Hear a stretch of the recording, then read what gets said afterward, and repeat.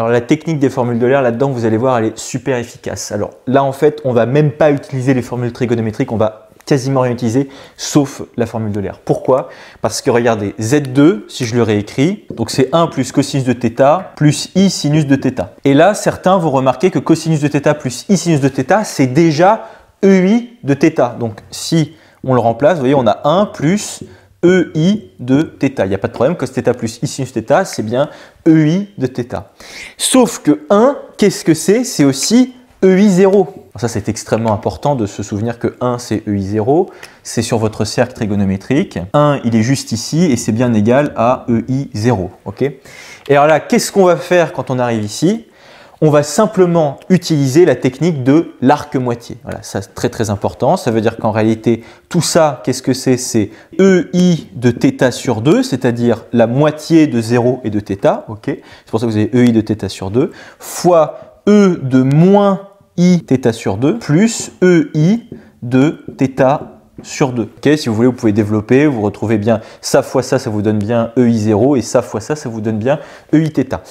Et alors là, qu'est-ce qu'on remarque? On remarque qu'ici, on a exponentielle de moins i quelque chose plus EI de ce même quelque chose.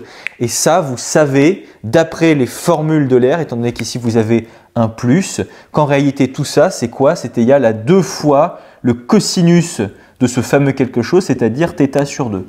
Donc en réalité, qu'est-ce que vous avez? Vous avez que tout ça, c'est égal à 2 fois cosinus de θ sur 2 fois, donc tout ça c'est 2 fois cosinus de θ sur 2, fois EI de θ sur 2. Donc là, il faut bien justifier que 2 cosinus de θ sur 2 est strictement positif, en utilisant l'argument que θ appartient à moins pi, donc θ sur 2 appartient à moins pi sur 2 ouvert. Donc là, vous allez bien avoir un module, okay, puisque ça va être un nombre strictement positif, et là, vous avez bien EI θ sur 2. Et vous voyez bien qu'on retombe sur le même résultat, que cette méthode est beaucoup plus rapide, peut-être aussi plus belle, j'allais dire, plus élégante, parce qu'on arrive beaucoup plus rapidement au résultat.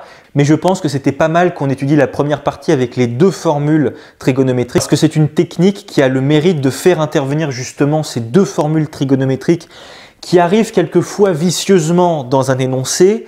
Et alors bon, ici on pouvait se débrouiller avec les formules de l'air, mais parfois on peut pas. Okay, et on est obligé d'utiliser les 2 formules que j'ai effacées mais qui étaient inscrites ici. Et parfois on les utilise comme on les a utilisées ici, c'est-à-dire sous leur forme un peu originale. C'est-à-dire qu'au lieu d'avoir du 2a et du a de l'autre côté, vous allez avoir du a et du a sur 2. Voyez, donc il faut savoir les maîtriser. Mais bon, c'est vrai que cette technique-là avec votre formule de l'air, elle est plus rapide, elle est peut-être plus jolie et plus efficace le jour de l'examen. Et là, vous êtes sûr au moins de ne pas vous tromper parce que les formules trigonométriques, parfois, on bloque un petit peu dessus.